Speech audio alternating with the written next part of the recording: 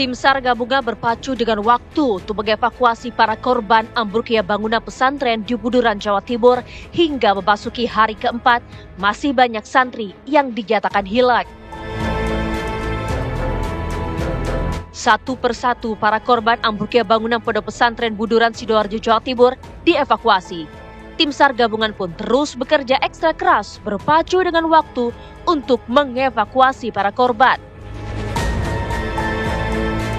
Kendati demikian, ada yang dievakuasi dalam kondisi sudah tak bernyawa. Belum lagi puluhan santri dikabarkan masih dinyatakan hilang, diduga masih terjebak reruntuhan bangunan.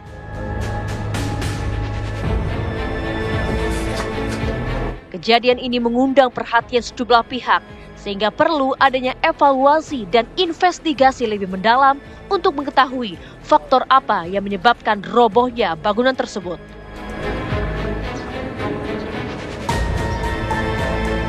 Dewan Perwakilan Rakyat RI meminta agar segera dilakukan investigasi dan adanya efek jera. Siapa yang harus bertanggung jawab?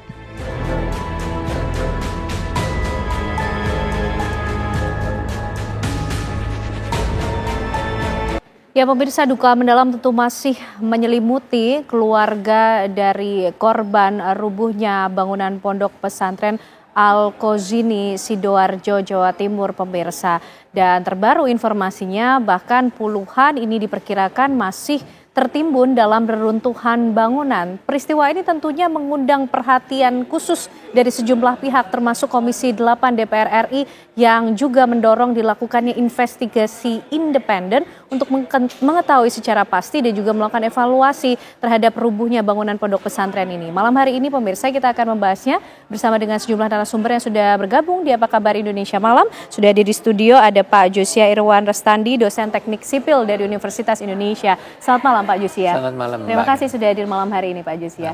Ya, dan bergabung bersama kita melalui sambungan Zoom ada Wakil Gubernur Jawa Timur Pak Emil Dardak. Selamat malam Pak Wagub. Selamat malam, Assalamualaikum warahmatullahi wabarakatuh. Waalaikumsalam. Dan juga bergabung dari Komisi 8 DPR RI ada Ibu Seli Andriani Ganti. Selamat malam Bu Seli.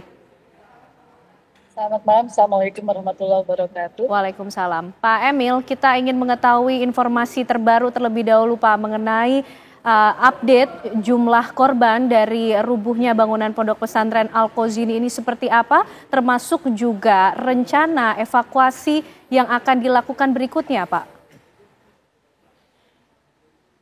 Ya, jadi pada saat ini jumlah korban kita ketahui dengan tentunya merujuk kepada data dari ada dua kategori. Pertama adalah mereka yang dirawat di rumah sakit namun kemudian takdir memanggil mereka untuk dinyatakan meninggal dunia. Lalu ada juga jenazah yang dievakuasi dari reruntuhan sebagai bagian dari upaya rescue tim Basarnas.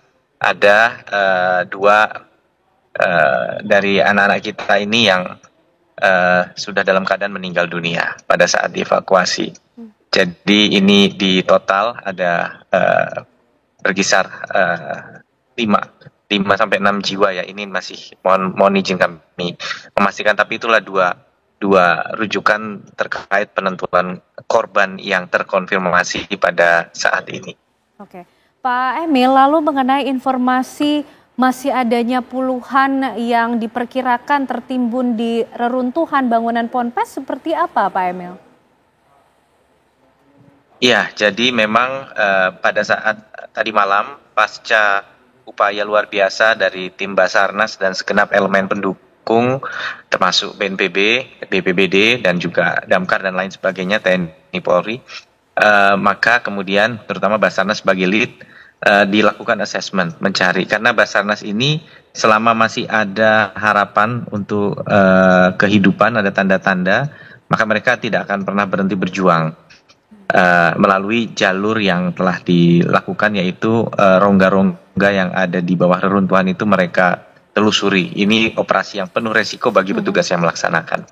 Okay. Namun demikian tadi malam tanda-tanda tersebut sudah tidak lagi ada, sehingga keputusan besar harus diambil dan perwakilan keluarga yang ada di posko di lokasi diajak berbicara dengan penuh transparansi mengenai situasi yang ada oleh Kepala BNPB dan tim Basarnas, dan keluarga masih memohon waktu untuk memikirkan karena pada saat kita menggunakan alat berat ada risiko yang berkaitan dengan potensi perubahan struktur dan bisa tambah kolaps dan membahayakan yang ada di bawah. Maka dengan telah tidak adanya tanda-tanda dan dapat tidak dilanjutkannya proses melalui rongga-rongga di bawah, maka kita mulai melakukan pengangkatan reruntuhan beton tadi.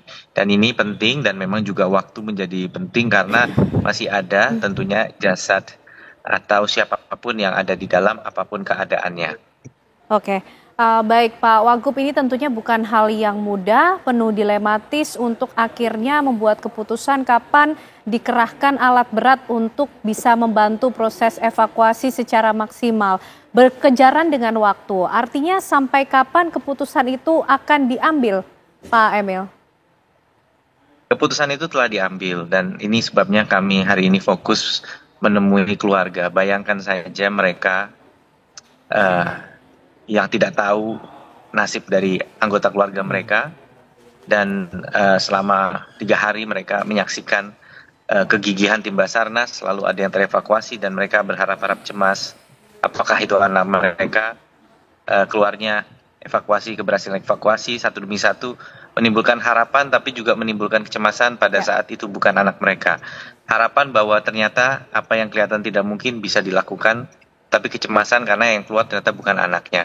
Ini proses yang tentu sangat menyakitkan bagi orang tua manapun.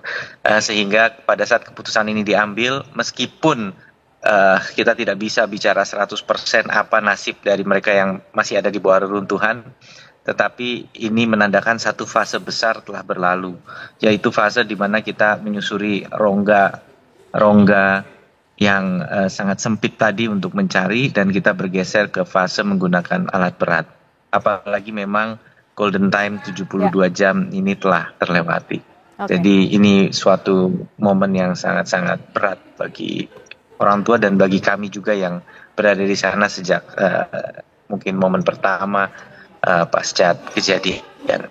Oke, Pak Emil, ini cukup berat untuk diambil keputusan, sangat berat bahkan. Apa kemudian yang disampaikan oleh Pemprov tentunya atau mungkin juga pihak-pihak lain kepada pihak keluarga, orang tua dari para santri untuk kemudian ikut memutuskan mengenai proses evakuasi yang akan dilakukan, atau apa pesan yang disampaikan kepada kerabat keluarga di sana, Pak? Saya hanya menyampaikan sebagai manusia biasa, kami mohon maaf, tapi ikhtiar maksimal telah kita lakukan. Kemarin saya berdiri di sana, memberikan semangat dan juga menyampaikan permohonan dukungan kepada operasi tim Basarnas yang mungkin sekilas ada pihak yang mungkin bertanya-tanya kenapa tidak pakai alat berat, kenapa tidak dibongkar, kenapa terkesan lama. Tetapi saya ada di lokasi melihat bagaimana rongga yang penuh resiko dengan adanya potongan baja yang mungkin bisa mengancam keselamatan petugas. Ini tidak menyurutkan langkah mereka gitu. Namun hari ini saya harus ada di sana kembali bertemu orang tua kembali dan menyampaikan bahwa tanda-tanda kehidupan itu dari rongga-rongga tersebut sudah tidak lagi ada. Gitu. Jadi itu yang kami sampaikan, dan kami merasa terus terang juga terenyuh, tapi juga di saat yang sama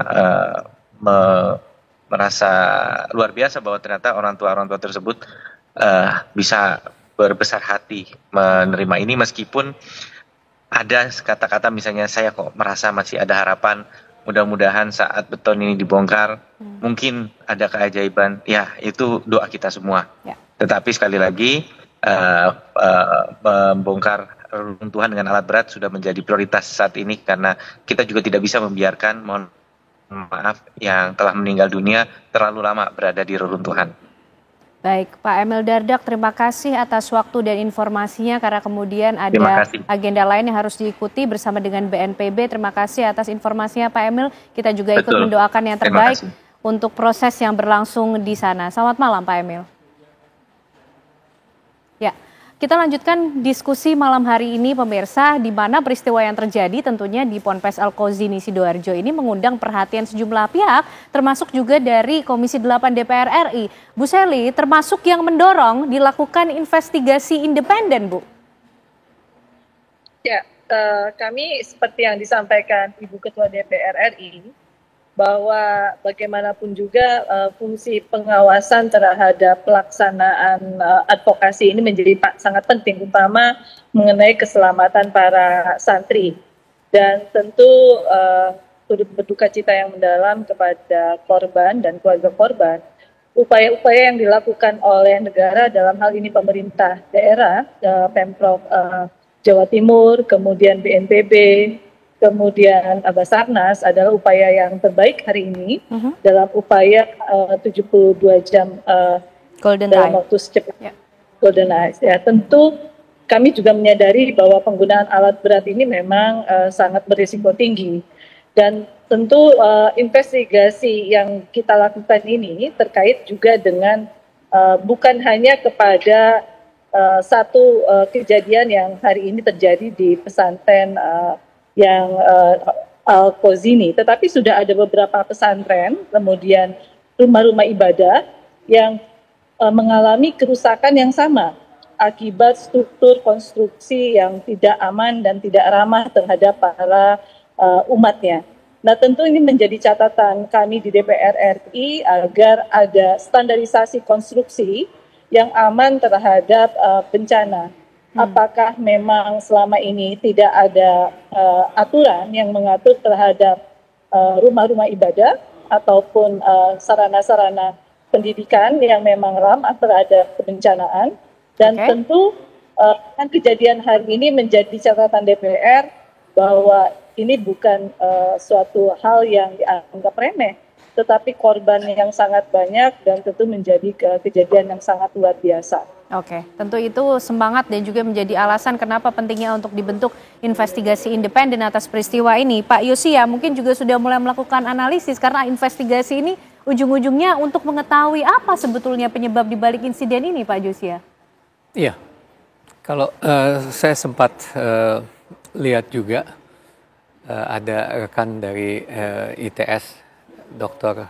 Muji Irmawan, yang mengatakan bahwa bangunan ini memang dibangun secara bertahap. Oke, kita juga memiliki fotonya nih, Pak Yosia ya. Dan saya juga sempat searching gitu ya di Google Earth.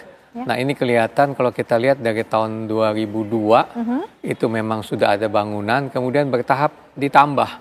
Jadi 2015 kalau kita lihat itu ada penambahan lantai, kemudian 2016 selesai, kemudian 2010 ada lagi penambahan lantai. Begitu seterusnya. Jadi kalau kita lihat 2014 juga ada, seperti terlihat di sini ada yang di kanan atas itu ya, di 2013 ini bulan 9, terus selanjutnya 2009 ya. Jadi memang di kompleks ini sepertinya semua bangunannya ini dibangunnya ini bertahap gitu. Oh. Nah, masalahnya bertahap ini kalau memang dia sudah didesain dari awal bertahap nggak masalah. Tapi kalau katakanlah misalnya dibangun katakan awal hanya untuk 2 lantai, pondasi dan tiang-tiangnya itu hanya untuk 2 lantai, kemudian karena kebutuhannya bertambah, lahan tidak ada lagi, kemudian ditambah lantainya. Nah, ini yang berbahaya.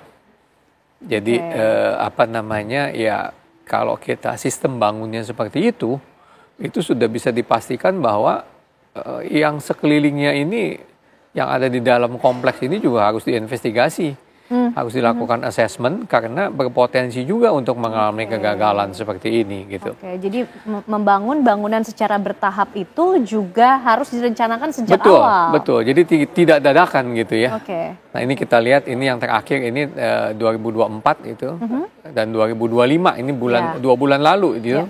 Ada penambahan ya kalau kita lihat ya dari yang awalnya seperti ini gitu. Dan bahkan informasinya kalau yang kami baca juga ini dilakukan pengecoran dan tidak akan ditutup dengan genting begitu, dengan genteng gitu beton, Pak atap.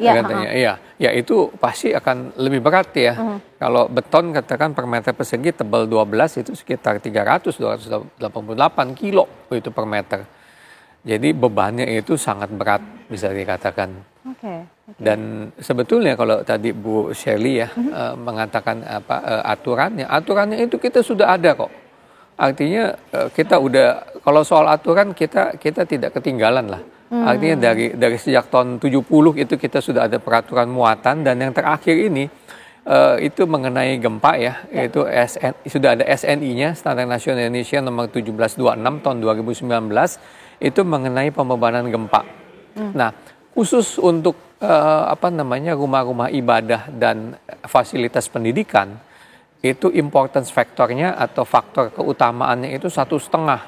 Artinya apa, Pak Jus, ya? Artinya rumah-rumah ibadah dan fasilitas pendidikan itu harus dibangun 1,5 kali lebih kuat terhadap gempa daripada bangunan-bangunan umum lainnya atau bangunan rumah tinggal. Jadi itu seharusnya lebih kuat 1,5 kali, 50% lebih tinggi ya kekuatannya ya. Tapi ini malah ya mungkin malah lebih tidak kuat dibanding yang lain gitu, karena ada penambahan itu gitu. Apalagi kalau katakan misalnya tadinya 2 lantai jadi 4 lantai. Ibaratnya kita jalan sambil ngegendong-gendong orang nih yang beratnya sama dengan kita gitu. Oke, baik Pak. Nah, kemudian kalau Pak Yosia juga menelaah secara lebih detail lagi, kegagalan teknologi konstruksi di Ponpes ini ada di mana sih Pak? Sehingga menyebabkan peristiwa atau insiden ini terjadi? Saya tidak setuju dengan istilah kegagalan teknologi karena di sini justru tidak digunakan teknologi. Artinya kita sudah punya perangkat hukumnya, katakan aturannya sudah ada, ya, tapi itu tidak digunakan gitu loh. Yang tadi saya katakan bahwa aturannya itu kalau untuk rumah ibadah dan fasilitas pendidikan harus faktor keutamaannya 1,5 kali, itu teknologi yang seharusnya. Ya, tapi itu tidak digunakan. Jadi bukan kegagalan teknologinya nggak digunakan. Itu terlihat dari mana Pak Josia bahwa tidak ada teknologi yang digunakan? Kenyataannya seperti ini. Artinya kalau katakan dia gunakan teknologi, nggak mungkin yang 2 lantai itu ujuk-ujuk tiba-tiba dinaikin jadi 3 lantai. Pasti harus ada perhitungannya. Secara logika harus ada perkuatan-perkuatan. Kalau dia tidak didesain gitu loh. Jadi saya tidak setuju dengan dikatakan kegagalan teknologi. Ya. Kalau kegagalan konstruksi iya. Kenapa konstruksinya gagal? Karena tidak dibangun sesuai dengan aturan yang semestinya.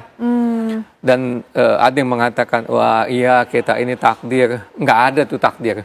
Ini murni menurut saya human error. Oke, menarik ini Pak Josia untuk kemudian kita telaah lebih lanjut. Bu Seli, ini murni human error kalau kata Pak Yosia. Sudah ada kok aturannya. Tapi bagaimana kemudian pihak-pihak ini yang harus lebih hati-hati, harus sadar dan bahkan kemudian mengikuti aturan yang sudah disusun? Ya, saya sepakat dengan sampaikan oleh Pak Joshua. Karena bagaimanapun juga aturan itu ada, tetapi ternyata itu tidak dipergunakan dan bahkan tidak tersosialisasikan dengan baik kepada aparat-aparat yang memang menggunakan aturan tersebut. Misalnya tadi dunia pendidikan, kemudian sarana ibadah. Apakah aturan-aturan tadi dipergunakan saat perencanaan pembangunan? Mohon maaf, kalau kita berbicara dari fungsi anggaran saja, saya membuka catatan saya di sini. Kita punya yang namanya Direktorat Jenderal Dinia. Tetapi kalau kita bicara Direktorat Jenderal Dinia dan pesantren di bawah Dirjen Pendis, anggaran yang setiap tahun digelontorkan untuk pesantren dan dinia saja hanya sekitar 200, di tahun 2023 hanya sekitar 590 miliar. Itu pun hanya untuk program BOS dan dana abadi umat, hanya untuk SDM, tidak menyangkut dengan masalah infrastruktur dan penguatan sarana prasarana pesantren maupun rumah ibadah. Kemudian kalau kita berbicara di tahun 2025, ada juga anggarannya sebesar 424 miliar. Itu pun terkait dengan BOS dan yang menyangkut dengan PIP santri. Nah, kalau hari ini dengan banyaknya berdirinya pesantren, kemudian rumah-rumah ibadah, kita bertanya, itu anggarannya dari mana? Mereka berbicara, ini banyak anggaran dari swadaya ataupun dari swasta yang memberikan anggaran kepada mereka. Kalau itu ada anggaran, ada bantuan hibah dari pemerintah kabupaten atau provinsi, apakah itu juga menjadi perhatian? dari pihak kalau di daerah ada yang namanya Kemenak di tingkat kabupaten kota, kemudian ada Kanwilnya. Mereka ikut mengawasi tentang pendirian pesantren yang ada di tingkat daerahnya secara berjenjang. Pendirian pesantren tadi ikut mengawasi standarisasinya. Kalau memang tadi betul ada aturan tentang pendirian pesantren yang sudah mengikuti protap yang tadi disampaikan oleh Pak Joshua, sudah tahan terhadap bencana dan segala macam. Saya mengakui bahwa ada hal yang memang sempat lalai dilaksanakan, dan itu juga menjadi catatan kami di DPR ke depan. Apa bahwa, Bu? Kelalaian itu di mana Bu Sally? Ya, kelalaian ini bagaimanapun juga sosialisasi terkait dengan aturan rumah ibadah yang harus tahan terhadap kebencanaan, dunia pendidikan yang memang tadi konstruksinya harus tahan terhadap kebencanaan, itu memang harus menjadi aturan yang ditetapkan oleh pemerintah. Karena kalau hari ini kita berbicara RAB untuk pendirian ruang kelas baru yang dianggarkan oleh pemerintah, kalau betul tahan terhadap kebencanaan, nggak mungkin dong dikasih untuk membuat ruang kelas baru dengan anggaran, mohon maaf, 150 juta. Apakah itu cocok? Kita tanya ke Pak Joshua, selaku orang yang paham tentang arsitektur. Apakah dengan 100 juta atau 150 juta tahan terhadap kebencanaan? Mungkin itu tidak akan aman untuk orang-orang yang memang masuk di dunia pendidikan ataupun di rumah-rumah ibadah. Menurut saya memang seperti itu. Nanti akan dijawab oleh Pak Yosia, tentunya hitung-hitungannya seperti apa untuk akhirnya bisa membangun sebuah bangunan yang kokoh, apalagi tujuannya untuk sarana pendidikan atau digunakan oleh masyarakat dengan jumlah yang banyak. Tapi dijawabnya nanti ya Pak ya. Usai jeda pemirsa, kami kembali untuk Anda. Ya pemirsa, kita lanjutkan diskusi malam hari ini. Pak Joshua menyambung sekaligus menyoal tadi soal seberapa sih anggaran yang dibutuhkan untuk kemudian melakukan pemugaran, renovasi, pengembangan bangunan, khususnya yang digunakan sebagai sarana ibadah ataupun pendidikan, begitu Pak Joshua? Ya pasti perlu biaya ya.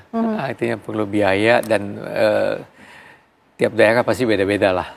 Ya katakan untuk bangunan di Jakarta, katakan dengan di Kalimantan, di pedalaman pasti beda.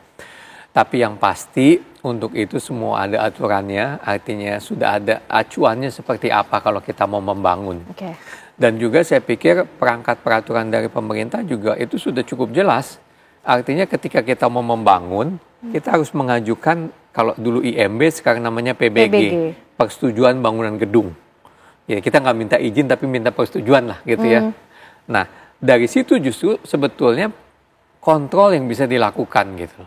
Tapi kenyataan yang ada sekarang, kalau orang mau bangun rumah seperti kucing-kucingan kan, gitu loh. Ini temuan di lapangan seperti itu, Pak Joshua, banyak ditemui seperti karena itu. katakanlah misalnya memang ada aturan, katakan ya misalnya ada garis sepadan jalan, sepadan bangunan, artinya kalau misalnya kita mau bikin rumah nih, ya itu katakan termasuk di area mana nih? Ya kan itu ada katakan untuk area serapan katakan gitu ya. Itu seringkali kalau kita punya tanah katakan 100 meter persegi itu nggak bisa dibangun sepenuhnya 100 meter persegi gitu loh. Harus ada serapan katakan 60% atau 80%. Nah seringkali masyarakat ini nggak mau ikutin itu gitu loh.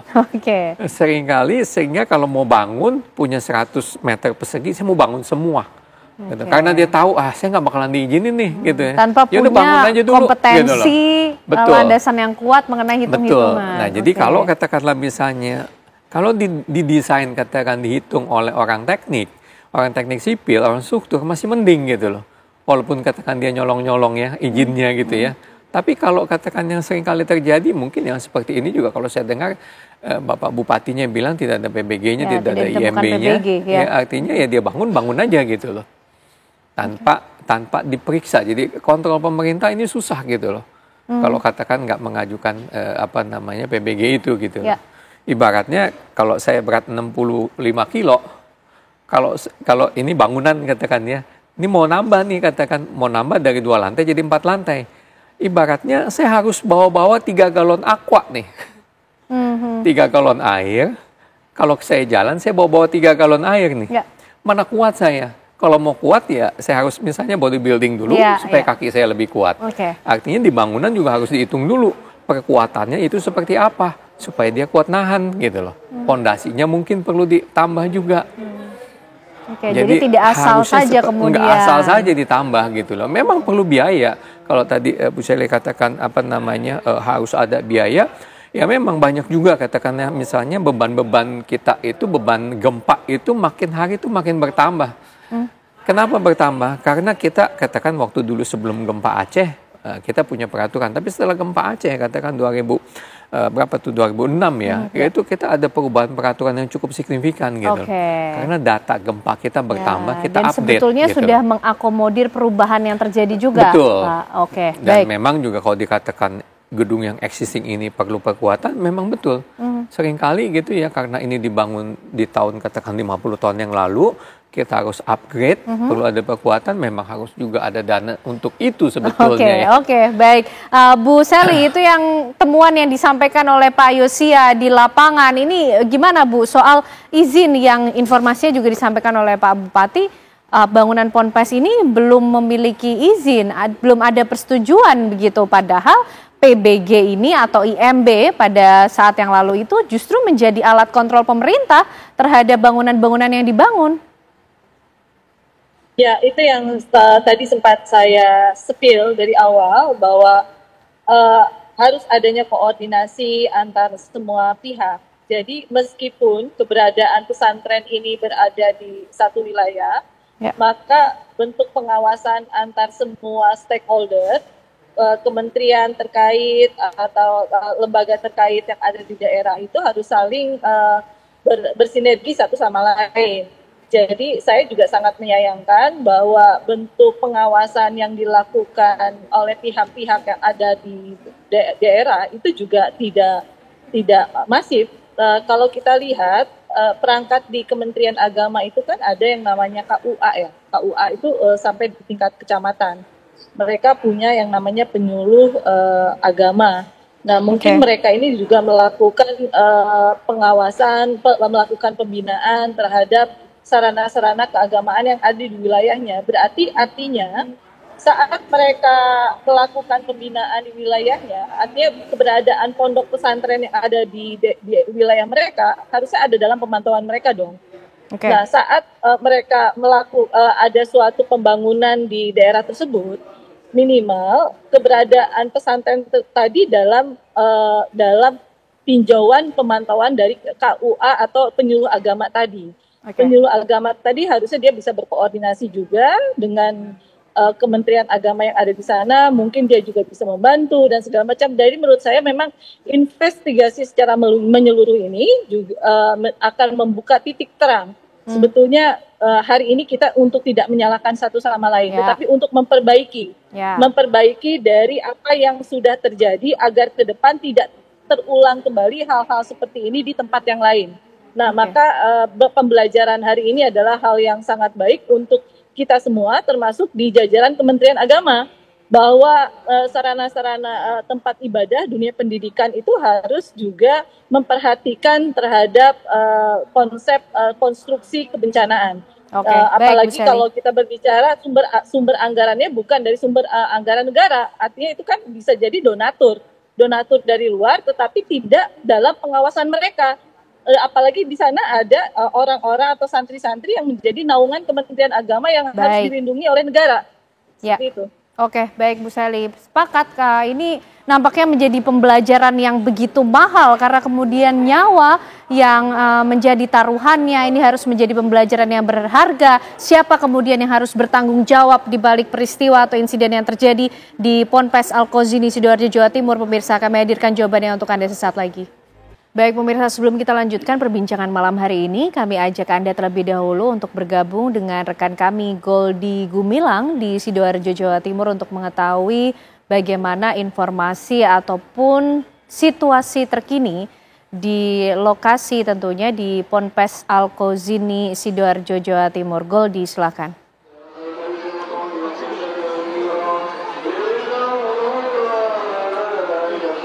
Ya, selamat malam rekan dan juga pemirsa. Proses evakuasi menggunakan alat berat mulai dilakukan kembali setelah tadi sempat beristirahat sebentar di waktu azan maghrib. Dan saat ini pemirsa dapat kami gambarkan di posko yang berada di kampus 2 Ponpes Alkozini maksud kami, Buduran Sidoarjo. Di belakang kami ini pemirsa di depan posko BPBD, sejumlah keluarga korban meminta untuk para petugas baik dari BNPB kemudian Basarnas untuk bergerak lebih cepat, mengupayakan lebih jauh lagi agar keluarga mereka yang masih terjebak di reruntuhan puing-puing gedung lantai 3 Ponpes Alkozini ini dapat segera ditemukan. Tadi memang sempat dari Kepala Basarnas Surabaya dan juga beberapa perwakilan keluarga korban berbincang mengenai tindakan yang semestinya ataupun yang maksimal bisa dilakukan supaya keluarga yang masih tertimbun ataupun masih berada di runtuhan ini segera bisa dievakuasi. Dan memang pemirsa, pada saat ini evakuasi menggunakan alat berat telah dilakukan. Namun memang pada pukul 6 malam ini belum ada penambahan jumlah korban yang berhasil dievakuasi. Data yang kami terima dari posko BPBD Jawa Timur masih di angka 108 korban yang berhasil diselamatkan. Sementara untuk daftar pencarian ini masih di angka 59 orang. Tentu dari seluruh stakeholder terkait, baik dari tim Basarnas, BNPB, polisi, TNI, dan juga tim Damkar mengupayakan semaksimal mungkin untuk dapat segera mengevakuasi para korban yang berada di reruntuhan, dan juga keluarga yang menunggu sejak hari Senin ini berharap agar korban ini memang segera bisa dievakuasi. Selain itu pemirsa, kami bisa jabarkan bahwa di belakang kami ini terdapat layar live streaming, di mana di situ ada 4 titik. Salah satunya adalah titik TKP, di mana keluarga korban bisa langsung memantau ataupun langsung melihat secara langsung proses dari evakuasi. Tadi kami lihat kren yang sudah disiapkan membawa beberapa puing-puing yang berada di atas. Namun memang karena tingginya gedung yang ambruk di lantai 4 tersebut, ini membuat proses evakuasi sampai hari ini masih belum menambah jumlah korban yang berhasil dievakuasi. Tentu juga harapan dari keluarga, harapan dari tim SAR yang juga bertugas dapat segera mengevakuasi korban yang berada di reruntuhan. Selain itu pemirsa, pasokan bantuan juga terus berdatangan hilir mudik sejak hari Senin kemarin hingga saat ini.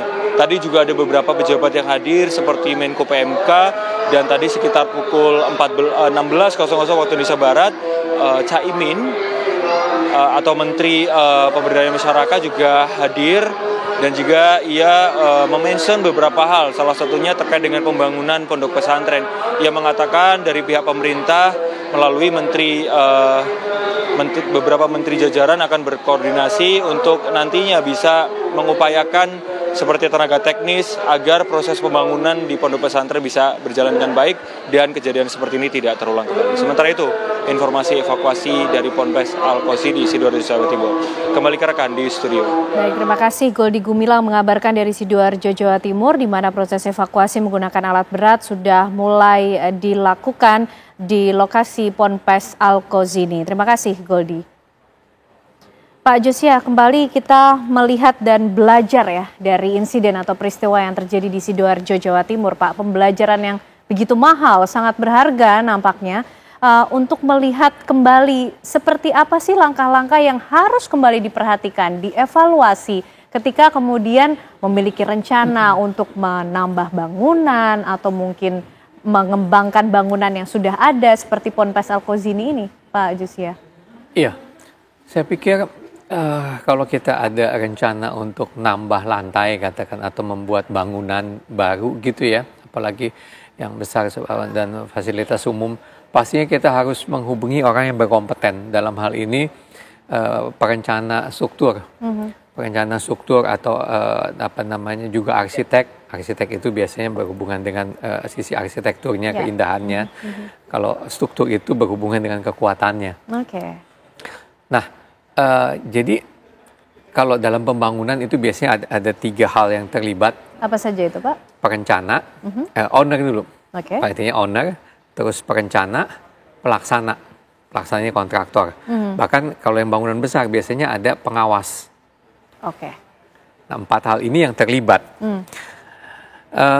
Harus ada? Harus ada seharusnya. Oke. Seharusnya, tapi katakan kalau bangunannya kecil, mungkin dia tidak ada pengawas. Tapi yang pasti owner pasti ada ya. Ya. Kontraktor pasti ada. Nah yang sering nggak ada, ini adalah perencana. Padahal justru itu hal Justru yang penting. ini yang penting. Iya. Kenapa? Karena ya mungkin kebiasaan ya. Katakan misalnya, saya cuma mau bangun 1 lantai, 2 lantai.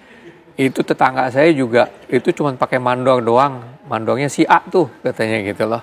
Ya, kalau si mandornya ini engineer, insinyur, dia ngerti oke gitu loh. Ya. Tapi kebanyakan ini bekerja hanya berdasarkan pengalaman. Jadi yang pasti ini harus ada perencananya. Isi perencana inilah yang bertanggung jawab terhadap kekuatan bangunan tersebut. Jadi ketika kita mengajukan izin pun atau PBG, itu harus ada perencananya. Nah si perencana ini yang bertanggung jawab. Nah perencana ini dia mempunyai lisensi. Itu sudah ada aturannya juga. Nah, tersertifikasi gitu loh. Jadi jelas kalau saya mau bangun rumah, si A yang mendesain, si A ini udah tersertified gitu loh. Sudah diakui kepakarannya atau keahliannya. Bisa dipertanggungjawabkan bisa dipertanggungjawabkan gitu loh. Baik karena Pak dia udah Jus ya. sekolah. Kalau untuk bangunan existing itu juga ada sebetulnya sertifikat like fungsi. Jadi tiap 5 tahun itu harus diperbaharui. Kenapa harus diperbaharui? Karena ya misalkan kalau mau nambah lantai kan jadi ketahuan. Oh, Bapak nambah lantai nih, hitungannya udah ada belum? Gitu loh. Ya. Tercatat semua bagaimana perjalanan bangunan itu sendiri juga betul. Ya Pak ya. Oke, baik Pak Yus ya. Bu Seli, singkat mungkin. Kemudian dengan adanya peristiwa dan insiden yang terjadi di Ponpes Al-Kozini, Sidoarjo, Jawa Timur ini Bu, tadi sudah disampaikan juga oleh Pak Yus ya, siapa yang kemudian seharusnya bertanggung jawab. Nah, dalam insiden ini, DPR juga mendorong untuk mengetahui siapa yang perlu bertanggung jawab atas peristiwa atau insiden yang kemudian mengancam ratusan nyawa ini, Bu. Saya kembali lagi bahwa ini di bawah Kementerian Agama, maka bagaimanapun juga Kementerian Agama harus bisa mengevaluasi terhadap program-program yang selama ini digulirkan oleh Kementerian Agama. Karena kita sadari maraknya masyarakat, animo masyarakat untuk bisa masuk ke pesantren ini kan sudah makin tinggi. Ya. Kemudian peningkatan pesantren ingin bertambah, sarana prasarananya juga sangat banyak gitu kan. Mereka meminta anggaran bukan hanya kepada pemerintah, tetapi juga kepada pihak swasta. Tetapi kan kita mengetahui bahwa SDM pesantren itu juga tidak, mohon maaf dengan tidak mengurangi rasa hormat ya, tidak juga dibarengi dengan teknologi yang harus diupdate oleh Kementerian Agama. Kementerian Agama punya suatu sistem yang mengatur tentang bagaimana setiap pesantren bisa mengakses anggaran untuk peningkatan sarana prasarana. Tetapi kita mengetahui bahwa tugasnya pesantren itu banyaknya kan salaf-salaf sekolah-sekolah yang kitab-kitab kuning gitu kan. Nah, saat mereka belajar untuk mengakses anggaran program untuk peningkatan sarana prasarana, bentuk koordinasi yang seperti yang disampaikan oleh Pak Josia tadi, ada anggaran untuk pembangunan sarana prasarana, tetapi mereka tidak tahu perencanaannya ini harus dimulai dari mana, tidak pernah ada orang yang membantu mereka mengarahkannya kemana. Baik, gitu Bu Seli. kan? Ya, nah, artinya buat kami, hari ini adalah kita mulai membenahi tata kelola yang ada di Kementerian Agama untuk punya pendidikan keagamaan, sarana keagamaan, kemudian SDM mereka bagaimana memberikan ruang aman agar mereka bisa tetap beribadah tanpa harus terganggu dengan hal-hal kebencanaan. Mungkin Bu itu Seli, yang harus kita evaluasi. Singkat saja, kapan kemudian DPR akan memanggil pihak-pihak yang terkait dalam insiden atau peristiwa ini, Bu? Hari ini memang kita sudah tutup masa persidangan. apakah mungkin nanti setelah masuk masa persidangan berikutnya, kami di Komisi 8 memang yang kebetulan BNPB adalah mitra kami, kemudian Kementerian Agama juga mitra kami, mungkin pimpinan Komisi 8 akan segera mengagendakan itu dalam rangka mengevaluasi semua kejadian bencana, baik itu bencana alam maupun non-alam, termasuk kejadian luar biasa yang menimpa para santri yang memang kami turut berduka cita yang sedalam-dalamnya. Ya, tentu evaluasi mendasar dan menyeluruh penting untuk dilakukan, dan kita tunggu tentunya untuk segera dilaksanakan sambil kemudian kita ikut mendoakan atas proses evakuasi yang saat ini tengah berlangsung di Ponpes Al-Kozini, Sidoarjo, Jawa Timur. Terima kasih untuk perbincangannya malam hari ini Pak Josia, terima kasih juga Bu Seli sudah bergabung di Apa Kabar Indonesia Malam, sehat selalu semuanya.